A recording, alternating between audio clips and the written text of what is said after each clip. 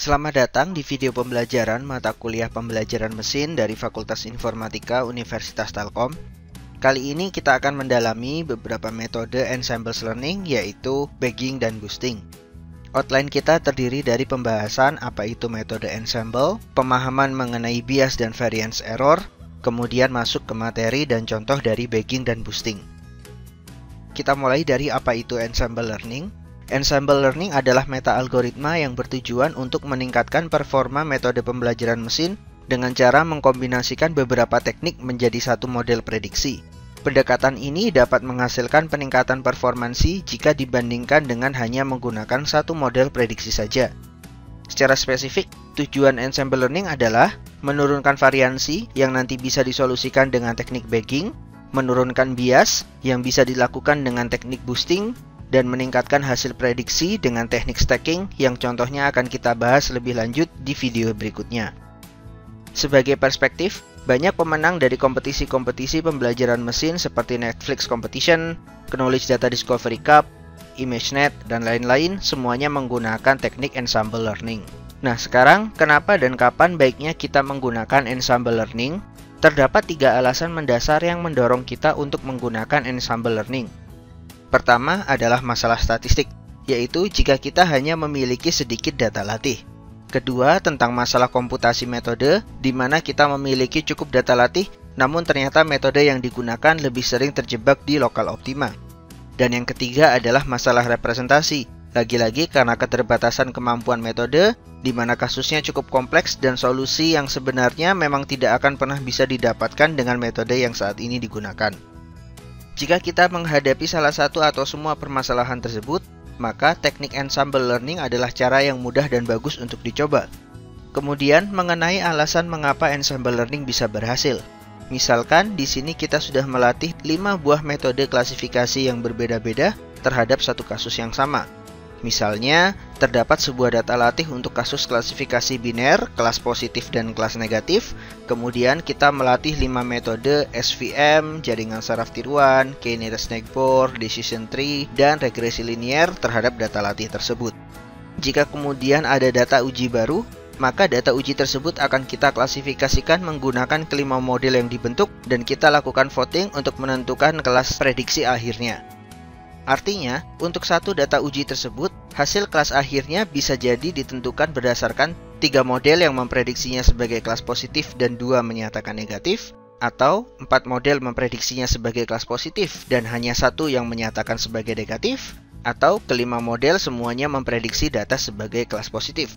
Sehingga di sini terdapat 3 kemungkinan yang menyebabkan suatu kelas bisa ditentukan.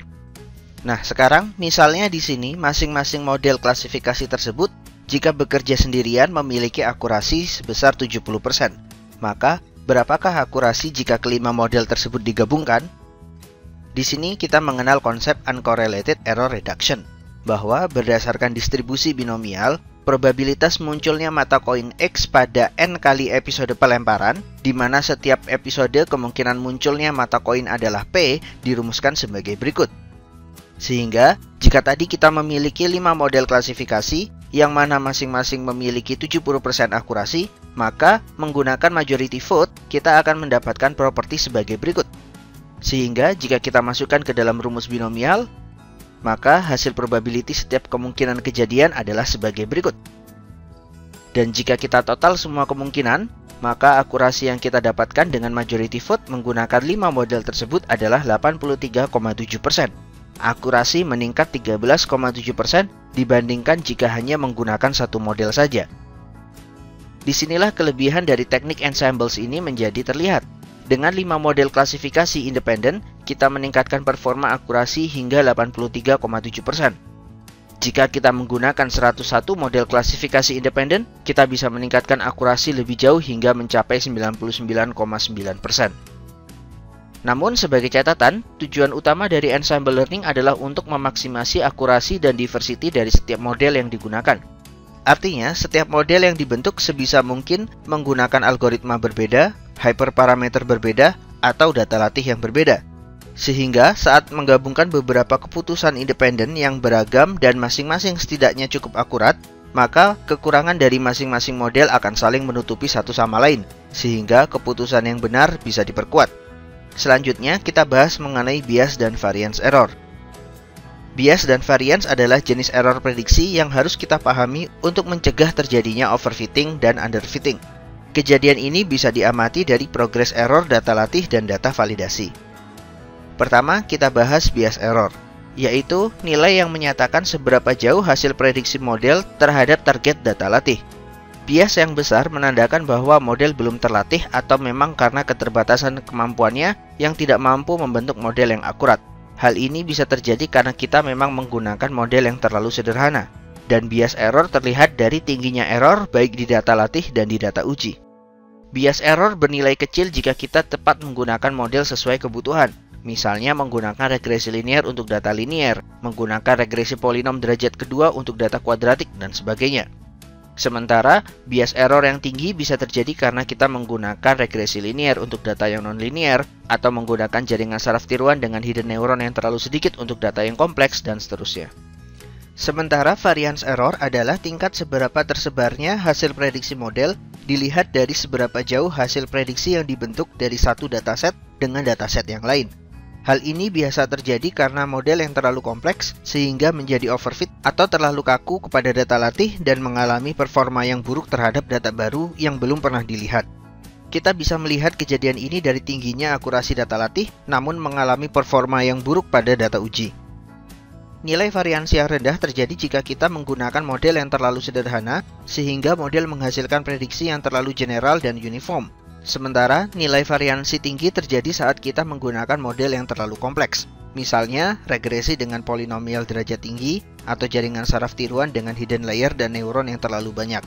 Hal-hal lain yang bisa mempengaruhi nilai variansi misalnya terdapat noise di dalam data latih, model yang tidak cocok, faktor random dari algoritma, dan sebagainya.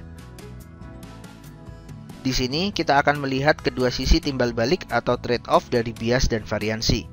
Kita lihat hubungan tingginya masing-masing error terhadap tingkat kompleksitas model yang digunakan. Kita mulai dari bias yang ditampilkan sebagai bias kuadrat. Dengan model yang sederhana, kita akan mendapati nilai bias yang tinggi. Dan semakin kompleks model yang digunakan, maka bias akan semakin menurun hingga bisa mencapai akurasi 100%. Sementara kebalikannya, dengan model yang sederhana, kita akan mendapati nilai variansi yang rendah. Dan variansi akan semakin meningkat seiring semakin kompleksnya model yang digunakan. Dan dari sini kita bisa menghitung kurva total generalisasi error yang umumnya akan berbentuk sebagai berikut. Nah, di sini yang kita inginkan adalah kedua nilai bias dan variansi bisa serendah mungkin. Sehingga titik di mana generalisasi error mulai naik, disitulah kompleksitas atau kapasitas model yang baik dan optimal untuk kita gunakan. Dari sini, jika kita gunakan model yang lebih sederhana dari titik optimal, maka kita akan memasuki area underfitting dengan bias yang tinggi. Sementara jika kita gunakan model yang kompleksitasnya lebih tinggi, maka kita akan memasuki area overfitting dengan variansi yang tinggi. Dan hal ini biasanya cukup kita lihat dari progres akurasi atau error data latih dibandingkan dengan error data validasi. Semakin kompleks model, maka error data latih akan semakin menurun, sementara error data validasi pada suatu titik akan mulai meningkat. Sehingga di titik sebelum error validasi menaik adalah model yang paling optimal. Kita bisa menurunkan error variansi dengan menyederhanakan model yang digunakan, namun akan meningkatkan error bias. Lalu, bagaimana caranya agar kita bisa menurunkan error variansi, namun tidak meningkatkan error bias? Disinilah konsep ensembles itu hadir, karena dengan menggunakan banyak model, kemudian merata-rata hasilnya, kita bisa mereduksi error variansi. Nah, sekarang masalahnya adalah bagaimana caranya kita bisa membuat banyak model jika kita hanya memiliki sedikit data latih, dan kita ingin menggunakan hanya satu metode pembelajaran saja. Disinilah kita bisa menggunakan teknik bernama bootstrap aggregating atau disingkat bagging. Mari kita perdalam apa itu bootstrap aggregating. Di dalam statistik, bootstrap adalah proses pengambilan sampel acak dengan penggantian. Dengan cara tersebut, kita bisa membentuk suatu dataset menjadi beberapa dataset baru untuk membentuk model prediksi yang terpisah. Setiap dataset sampel sebaiknya berisi sekitar 63% data asli yang tidak duplikat. Sebagai contoh, misalkan kita memiliki dataset berisi 10 data sebagai berikut. Dari sini, kemudian kita melakukan bootstrap untuk membentuk beberapa dataset bagging sehingga menjadi seperti contoh yang ditampilkan. Jumlah bagging yang dibentuk disesuaikan dengan kebutuhan. Seperti yang dijelaskan sebelumnya, makin banyak model makin baik, namun terlalu banyak akan membebani memori dan komputasi. Kemudian, dari masing-masing dataset, latih model prediksi dan gabungkan hasil keputusan prediksinya menjadi satu. Untuk kasus klasifikasi, kita lakukan voting, dan untuk kasus regresi, kita rata-rata hasil prediksi setiap model. Sebagai catatan, ilustrasi bootstrap pada contoh sebelumnya diperlihatkan bahwa dataset terurut. Hal tersebut dilakukan hanya untuk memberikan visualisasi yang lebih jelas. Namun pada implementasi sebenarnya, biarkan hasil pengambilan sampel acak tetap teracak atau tidak terurut untuk membangun model yang lebih baik. Sehingga jika digabungkan, maka berikut adalah ilustrasi proses bootstrap aggregating. Sebagai contoh, misalnya terdapat kasus klasifikasi dua kelas non-linear, di mana kemudian kita ingin klasifikasikan menggunakan decision tree. Jika kita bangun klasifikasi menggunakan hanya satu decision tree, maka hasil area keputusan yang terbentuk adalah sebagai berikut. Perhatikan area yang kaku dan masih banyak terjadi kesalahan. Sementara, jika kita membangun 100 decision tree menggunakan teknik bagging, hasil area keputusan yang terbentuk menjadi lebih halus dan sesuai dengan keseluruhan data. Sehingga kesimpulan bagging adalah teknik ini mereduksi variansi atau overfitting dengan melakukan rata-rata keputusan.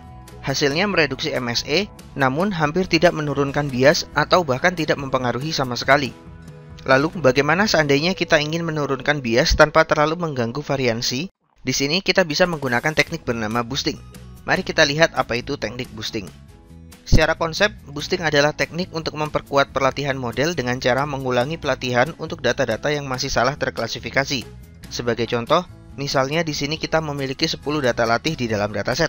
Maka tahap pertama adalah kita latih model prediksi menggunakan seluruh data, kemudian kita lakukan pengujian. Misalnya, dari hasil pengujian didapat ternyata data 4 dan 7 masih mengalami kesalahan prediksi. Karena itu, di sini kita lakukan pengambilan sampel acak berbobot yang akan menyebabkan data-data yang masih salah pada iterasi berikutnya jadi lebih mungkin untuk terpilih. Kemudian kita lakukan proses pelatihan menggunakan dataset yang baru untuk memperbaiki model sebelumnya. Di sini kita masuk ke dalam iterasi kedua. Setelah terlatih, kemudian kita uji model terhadap data asli keseluruhan.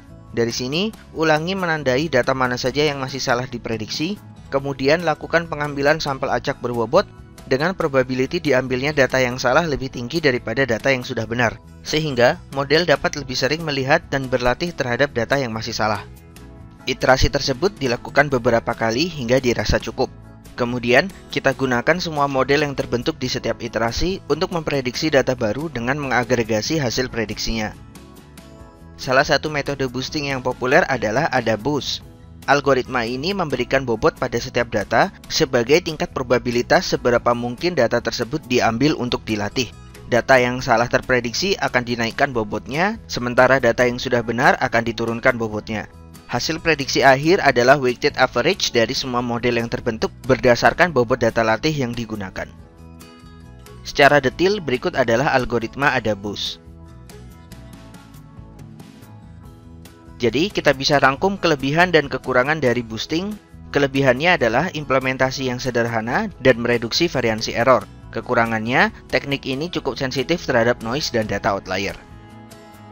Sehingga kesimpulan kita, bagging adalah teknik mengkombinasikan model berdasarkan konsensus, berbentuk ensemble paralel di mana setiap model dibentuk secara terpisah. Tujuan bagging adalah mereduksi variansi namun tidak menurunkan bias. Sementara, boosting adalah teknik mengkombinasikan model melalui pembelajaran. Teknik ini berbentuk ensemble sekuensial yang berusaha menambah model baru untuk membantu menutupi kekurangan model sebelumnya. Tujuan boosting adalah mereduksi bias.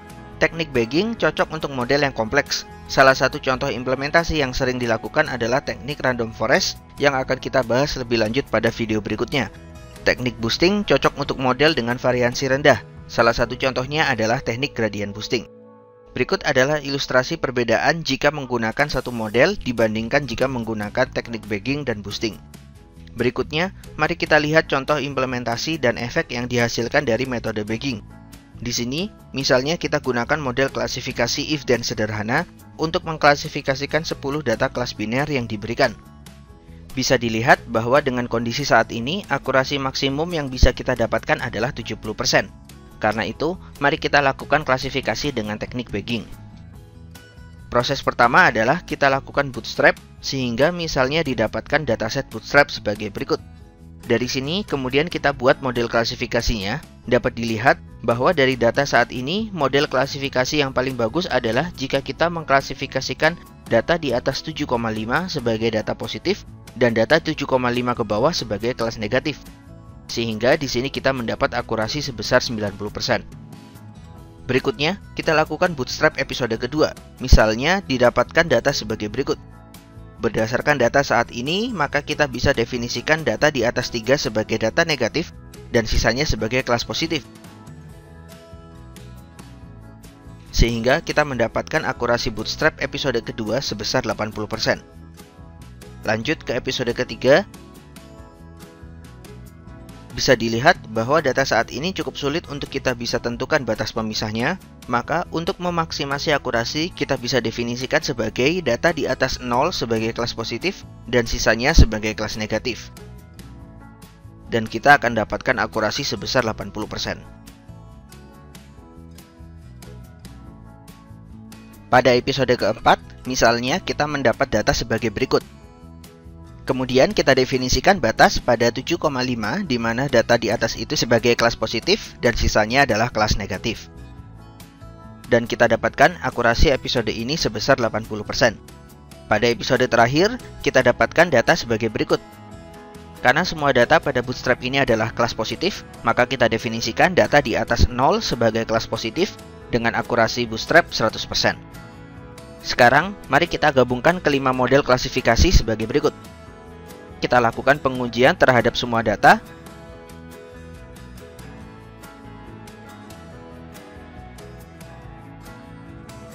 Didapatkan akurasi maksimum setiap model adalah 70%. Namun perhatikan jika kita gabungkan kelima klasifikasi menjadi satu dengan konsep voting, maka kita bisa dapatkan akurasi hasil klasifikasi menjadi 100%. Luar biasa bukan? Berikutnya, mari kita lihat contoh dari algoritma AdaBoost. Di sini kita gunakan data klasifikasi biner sama seperti sebelumnya, dan kita juga akan klasifikasikan dengan model if-then sederhana. Sekarang mari kita coba teknik boosting untuk meningkatkan akurasinya. Mula-mula kita definisikan bobot inisial sebagai 1 per jumlah data atau 1 per 10. Dapat dipastikan bahwa total bobot adalah sama dengan 1. Kemudian kita mulai boosting iterasi pertama. Karena masih awal, maka kita gunakan semua data untuk melatih model. Hal ini dikarenakan semua data memiliki probabilitas yang sama untuk terpilih. Dari sini, didapat bahwa data di atas 3,5 adalah kelas negatif dan sisanya adalah kelas positif. Dapat dilihat akurasi iterasi saat ini adalah 70%. Kemudian kita hitung errornya yang merupakan bobot masing-masing data yang salah, kemudian kita total. Sehingga untuk iterasi pertama ini dari 3 data yang salah, total error kita adalah 0,3. Berikutnya, kita hitung nilai alfa dari iterasi ini. Nilai alfa dihitung dengan rumus setengah dikali normal logaritma dari 1 minus total error dibagi total error.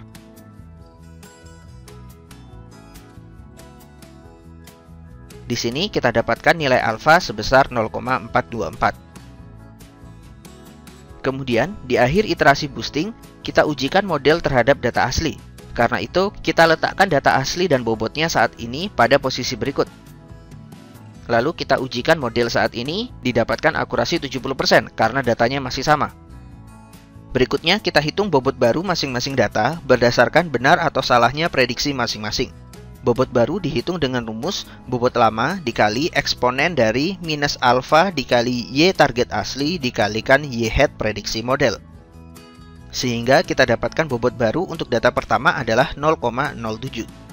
Kita lakukan untuk semua data, sehingga kita dapatkan bobot baru keseluruhan dataset sebagai berikut. Namun, perhatikan di sini bahwa total bobot tidak lagi 1. Karena itu, di sini bobot perlu kita normalisasikan agar total probability kembali menjadi 1. Karena itu, masing-masing bobot kita bagi dengan total bobot saat ini. Sehingga kita dapatkan hasil normalisasi sebagai berikut. Bisa dilihat di sini bahwa untuk 3 data yang salah, bobotnya menjadi lebih besar, sehingga lebih mungkin untuk terpilih daripada data yang lain. Kemudian kita lanjutkan untuk iterasi kedua, kita lakukan pengambilan acak sesuai bobot saat ini. Misalnya di sini untuk iterasi kedua terambil data sebagai berikut. Dapat dilihat bahwa data 8 dan 10 terambil 2 kali. Dan dari data iterasi kedua ini, kita bisa definisikan batas bahwa data di atas 7,5 adalah kelas positif dan sisa data adalah kelas negatif.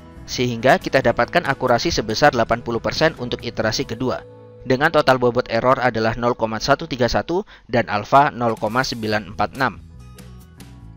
Kemudian kita lakukan pengujian menggunakan seluruh data asli. Dengan model pada iterasi ini kita dapatkan 3 data salah, lalu kita update bobot, sehingga bobot data yang salah meningkat dan yang sudah benar menurun.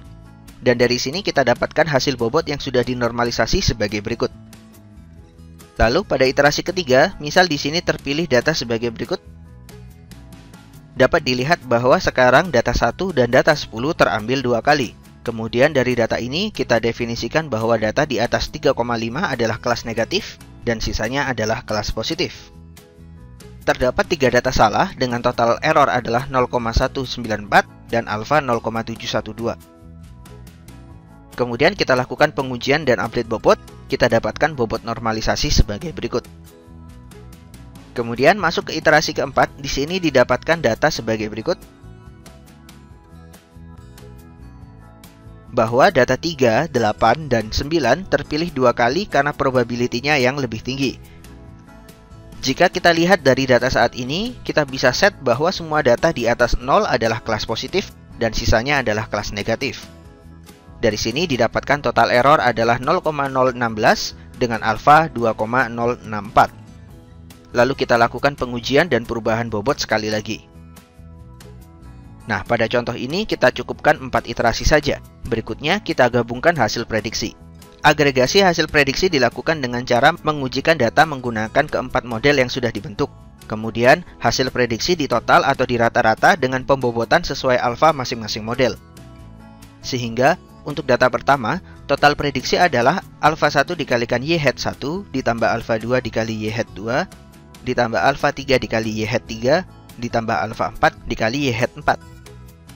Sehingga didapatkan total prediksi untuk data pertama adalah 2,253. Lalu kita lakukan untuk semua data. Setelah itu kita klasifikasikan bahwa nilai total di atas 0 adalah kelas positif dan di bawah 0 adalah kelas negatif. Maka kita dapatkan nilai Y hat sebagai berikut. Dapat dilihat bahwa sekarang akurasi prediksi menjadi 100%. Oke, sampai di sini dulu video pembelajaran mengenai teknik ensemble, pegging, dan boosting ini. Semoga membantu. Terima kasih. Sampai jumpa di video berikutnya.